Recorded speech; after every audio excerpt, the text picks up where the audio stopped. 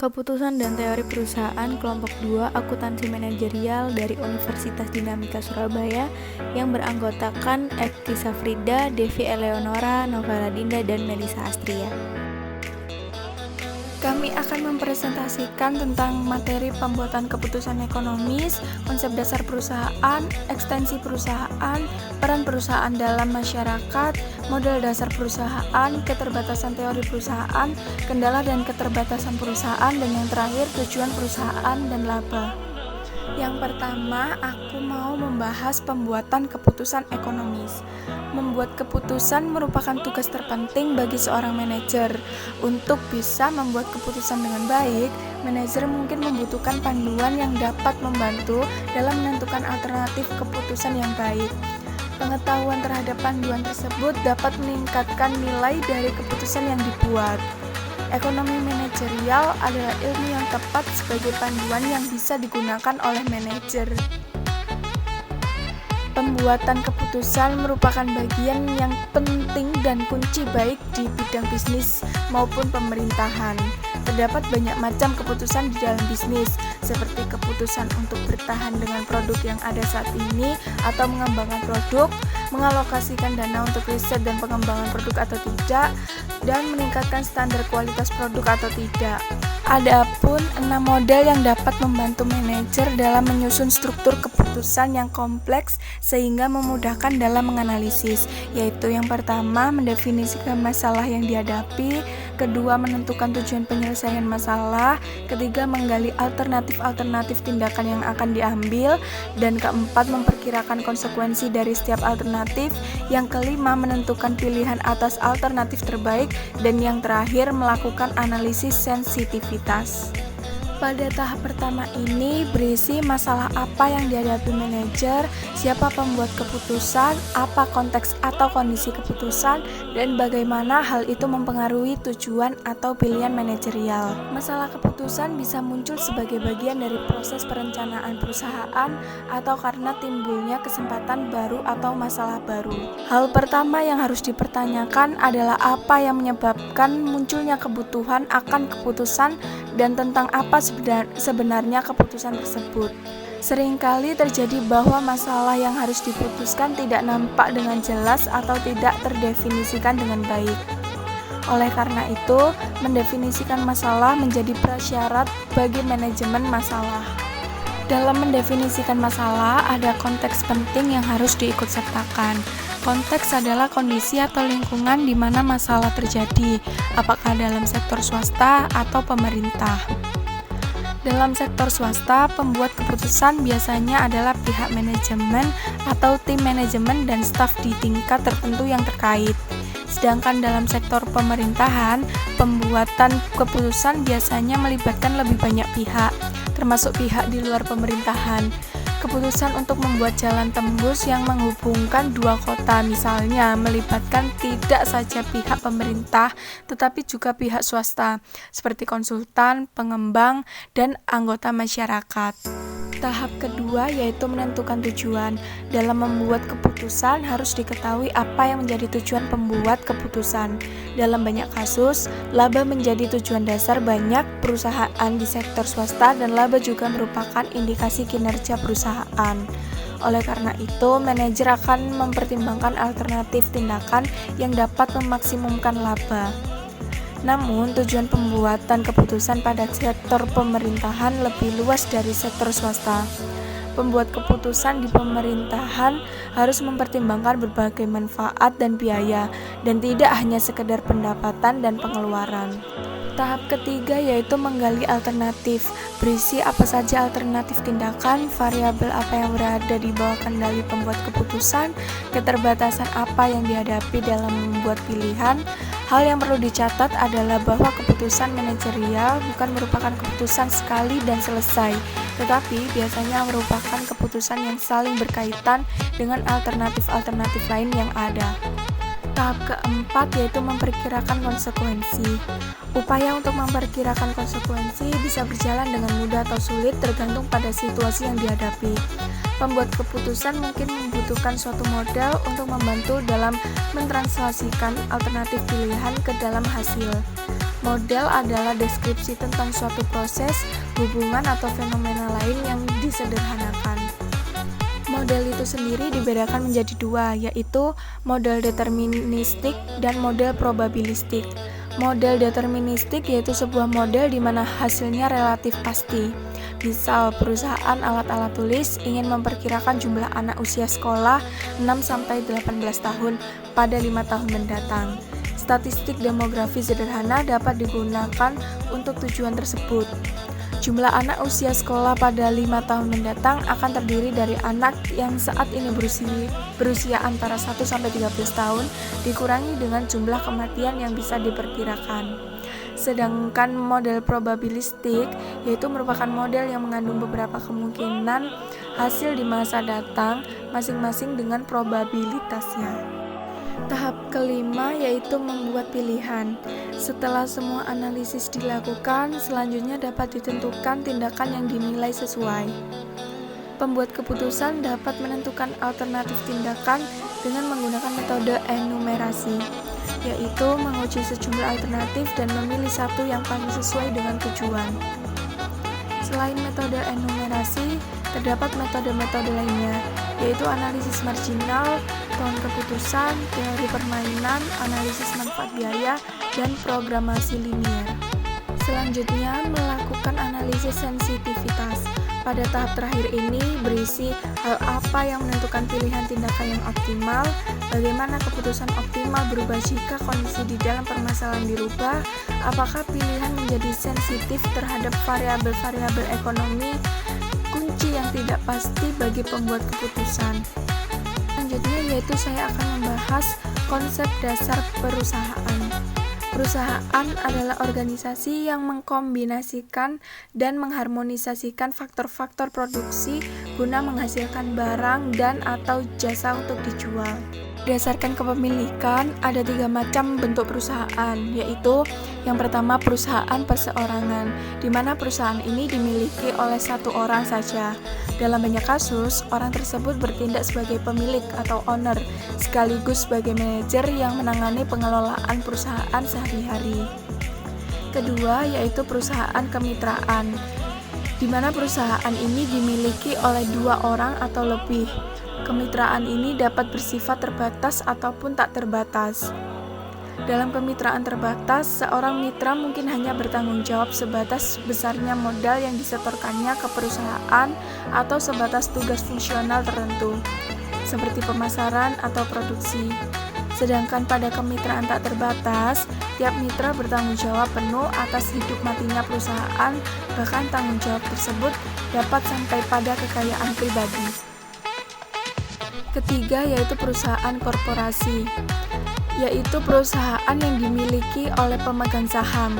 Tiap-tiap pemegang saham yang merupakan pemilik bertanggung jawab secara proporsional sesuai banyak saham yang dimiliki. Pemegang saham tidak bertanggung jawab atas pengelolaan perusahaan sehari-hari. Tanggung jawab pengelolaan perusahaan sehari-hari diserahkan kepada manajer yang ditunjuk dan manajer tersebut bertanggung jawab kepada pemegang saham. Nah, selanjutnya dari pengertian tentang ekstensi perusahaan terlihat bahwa perusahaan berkewajiban membeli bermacam-macam faktor produksi yang dibutuhkan di dalam kegiatan produksi barang atau jasa yang akan dihasilkannya. Dalam hal ini, perusahaan harus mengadakan interaksi atau membuat kontrak dengan para pemilik faktor produksi seperti para pekerja, pemasok, pemilik modal, tenaga ahli, dan sebagainya. Jadi gini, bagi perusahaan, kontrak kepada para pemilik faktor produksi untuk menjalankan tugas atau memasok kebutuhan perusahaan akan lebih murah dan mudah bila dibuat untuk jangka panjang. Pekerja dapat bekerja hingga pensiun. Pemasok dapat memasok kebutuhan bahan baku untuk beberapa tahun ke depan. Nah, pemilik modal dapat memberi pinjaman modal kepada perusahaan dengan jangka waktu pengembalian 10 tahun. Kayak misalnya, cara ini lebih menguntungkan bagi perusahaan daripada harus membuat kontrak jangka pendek untuk setiap pekerjaan.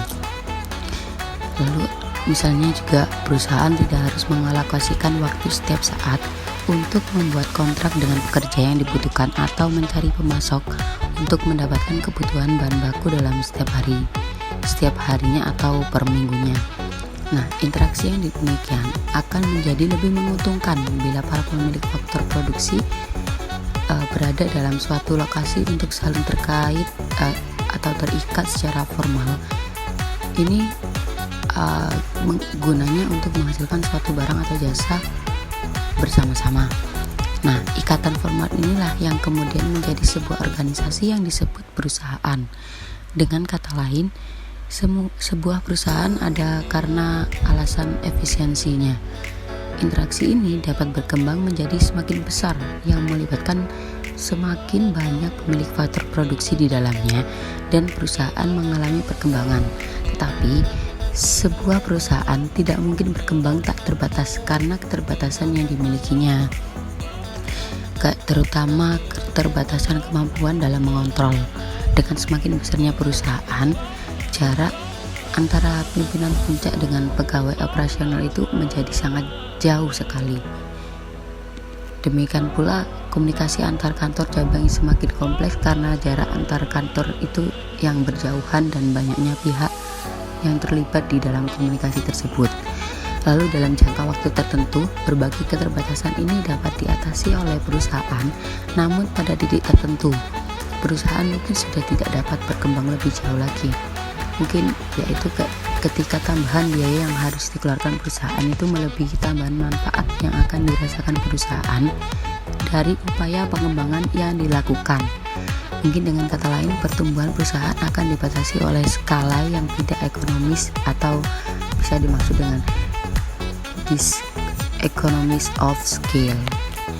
Selanjutnya, saya akan membahas mengenai peran perusahaan dalam masyarakat, di mana satu hal penting dalam ekonomi manajerial terkait dengan saling hubungan antara perusahaan dan masyarakat.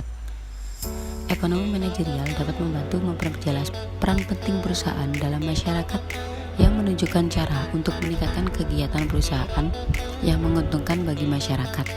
Berikut disampaikan peran penting perusahaan bagi masyarakat. Yang pertama ada perusahaan memberi kontribusi kepada masyarakat dalam mengurangi pengangguran. Lalu yang kedua, ada perusahaan merupakan sumber penghasilan bagi masyarakat. Lalu yang ketiga, perusahaan mempunyai peran yang penting bagi peningkatan kesejahteraan masyarakat melalui kegiatan produksi dan distribusi. Lalu yang terakhir, perusahaan membantu dalam mencapai kesejahteraan maksimum secara agregat.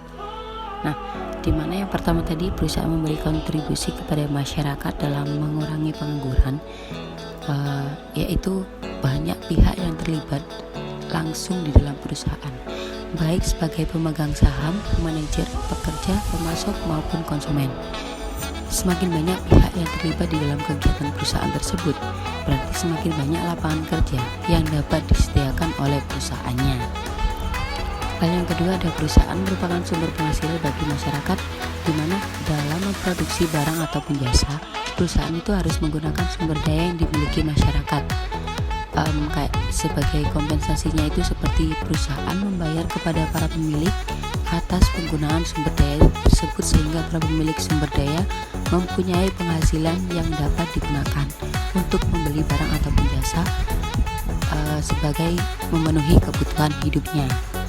Lalu yang ketiga, perusahaan mempunyai peran yang penting bagi peningkatan kesejahteraan masyarakat melalui kegiatan produksi dan distribusi, itu di mana berbagai barang ataupun jasa yang dibutuhkan masyarakat itu dihasilkan oleh perusahaan. Nah, bila perusahaan mendapatkan laba dari kegiatannya, perusahaan tersebut akan membayar pajak kepada pemerintah, dan pajak tersebut digunakan oleh pemerintah untuk membangun prasarana umum. Dan yang terakhir, perusahaan membantu dalam mencapai kesejahteraan maksimum secara agregat. Itu apa sih? Nah, di mana dalam sistem perekonomian pasar diyakini bahwa perusahaan akan mengalokasikan sumber daya yang ada dengan cara yang paling efisien. Nah, akibatnya barang dan jasa dapat dihasilkan dengan biaya yang paling rendah sehingga dapat dijual dengan harga yang sangat murah. Hal ini menguntungkan masyarakat karena mereka dapat memperoleh barang ataupun jasa yang dibutuhkan dengan harga yang sangat murah. Nah, selanjutnya di samping peran positif, perusahaan juga dapat membawa dampak negatif bagi masyarakat dari kegiatannya. Yang pertama, ada salah satu dampak negatif, yaitu bila terdapat hambatan bagi perusahaan lain untuk masuk ke pasar. Itu kenapa sih? Karena sehingga hanya ada satu perusahaan yang dapat memasok barang atau jasa yang diperlukan oleh masyarakat. Kemampuan perusahaan tersebut itu mungkin terbatas sehingga tidak dapat menghasilkan dalam jumlah yang sesuai kebutuhan. Akibatnya hanya sebagian masyarakat yang dapat menikmati barang atau jasa tersebut. Hal yang kedua, ada kelangkaan tersebut dapat menjadi alat bagi perusahaan untuk mendapatkan laba yang sebesar-besarnya. Nah, itu dengan cara apa sih? Nah, dengan cara untuk menetapkan harga yang tinggi bagi barang ataupun jasa yang dihasilkannya. Maka demikian, kesejahteraan masyarakat ini akan sangat berkurang. Lalu yang ketiga, ada munculnya eksternalitas negatif dari kegiatan produksi yang dihasilkan perusahaan, di mana seperti kayak polusi air dan udara, lalu ada erosi tanah ataupun limbah produksi yang membahayakan. Itu merupakan dampak negatif lain. Nah, eksternalitas ini akan merupakan biaya sosial yang harus ditanggung oleh masyarakat, antara lain dalam bentuk turunnya kesehatan masyarakat akibat polusi atau terkontaminasinya air tanah oleh limbah berbahaya tersebut.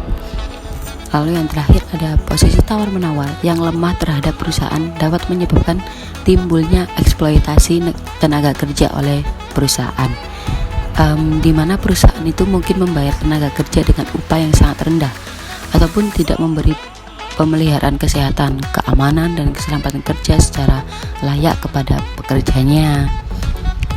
Nah, di dampak negatif yang dihasilkan perusahaan dari kegiatannya dapat dikurangi dengan aturan atau regulasi yang mengatur bagaimana sih perusahaan harus bertindak atau berperilaku dalam kegiatannya. Mengingat pentingnya hubungan antara perusahaan dan masyarakat itu, diperlukan teori perusahaan untuk memahami dan mengevaluasi kegiatan perusahaan tersebut.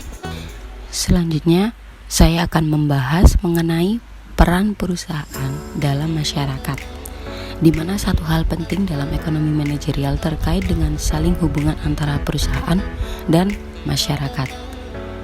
Ekonomi manajerial dapat membantu memperjelas peran penting perusahaan dalam masyarakat yang menunjukkan cara untuk meningkatkan kegiatan perusahaan yang menguntungkan bagi masyarakat. Berikut disampaikan peran penting perusahaan bagi masyarakat. Yang pertama, ada perusahaan memberi kontribusi kepada masyarakat dalam mengurangi pengangguran. Lalu yang kedua, ada perusahaan merupakan sumber penghasilan bagi masyarakat. Lalu yang ketiga, perusahaan mempunyai peran yang penting bagi peningkatan kesejahteraan masyarakat melalui kegiatan produksi dan distribusi. Lalu yang terakhir, perusahaan membantu dalam mencapai kesejahteraan maksimum secara agregat. Nah, di mana yang pertama tadi, perusahaan memberi kontribusi kepada masyarakat dalam mengurangi pengangguran, yaitu banyak pihak yang terlibat langsung di dalam perusahaan, baik sebagai pemegang saham, manajer, pekerja, pemasok, maupun konsumen. Semakin banyak pihak yang terlibat di dalam kegiatan perusahaan tersebut, berarti semakin banyak lapangan kerja yang dapat disediakan oleh perusahaannya. Hal yang kedua, ada perusahaan merupakan sumber penghasil bagi masyarakat, di mana dalam memproduksi barang ataupun jasa, perusahaan itu harus menggunakan sumber daya yang dimiliki masyarakat. Kayak sebagai kompensasinya itu seperti perusahaan membayar kepada para pemilik atas penggunaan sumber daya tersebut, sehingga para pemilik sumber daya mempunyai penghasilan yang dapat digunakan untuk membeli barang ataupun jasa sebagai memenuhi kebutuhan hidupnya.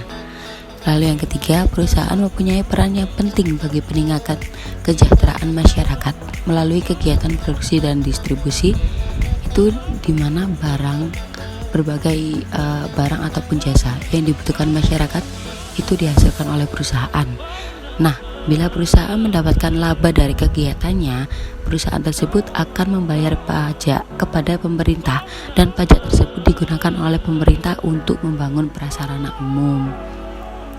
Dan yang terakhir, perusahaan membantu dalam mencapai kesejahteraan maksimum secara agregat. Itu apa sih? Nah, di mana dalam sistem perekonomian pasar diyakini bahwa perusahaan akan mengalokasikan sumber daya yang ada dengan cara yang paling efisien. Nah, akibatnya barang dan jasa dapat dihasilkan dengan biaya yang paling rendah sehingga dapat dijual dengan harga yang sangat murah. Hal ini menguntungkan masyarakat karena mereka dapat memperoleh barang atau jasa yang dibutuhkan dengan harga yang sangat murah. Slide selanjutnya yaitu menjelaskan dari model dasar perusahaan. Perusahaan pada dasarnya adalah pelaku ekonomi. Oleh karena itu, kegiatan perusahaan dapat dipahami dalam konteks model ekonomi perusahaan. Model dasar ekonomi perusahaan diturunkan dari teori perusahaan. Slide selanjutnya yaitu menjelaskan tentang keterbatasan teori perusahaan.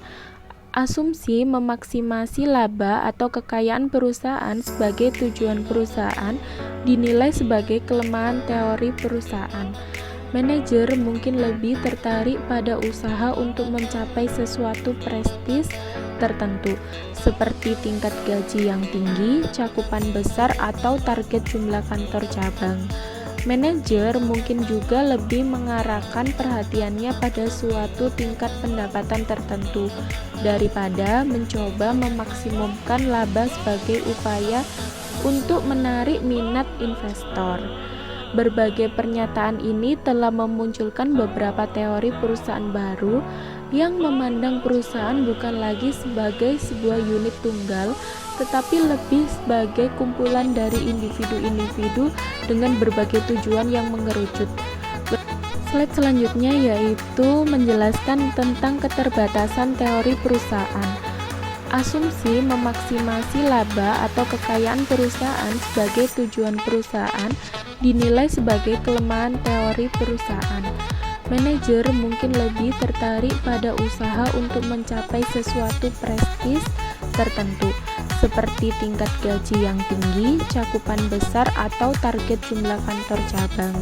Manajer mungkin juga lebih mengarahkan perhatiannya pada suatu tingkat pendapatan tertentu daripada mencoba memaksimumkan laba sebagai upaya untuk menarik minat investor.